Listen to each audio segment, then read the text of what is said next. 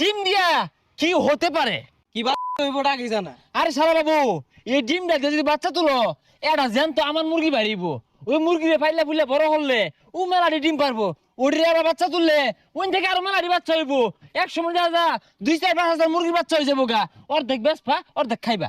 এত কষ্ট করি ননসুন খেলিগা আনে দাদির দিয়ে উমো বয় দিনগা। বুঝলাম না শালা বাবু, হুন্ডার কিনা পাইতে যাও যাও বাড়ি যাও। শ্বশুর আব্বা এ না হিন্দি মুরগি পাইছি পাইছি। ধরুন ধরুন আব্বা কই গেল ধরুন। এ জামাই, এটা মুরগির ঠ্যাং যদি ভাঙছে তোমার ঠ্যাংও থাকতো না। তোমার শাশুড়ি সরষের তেল দিয়ে দেশি আলু গোটা ঠাসা মাইরা ছানা উঠছে, খাইয়া যাও গা।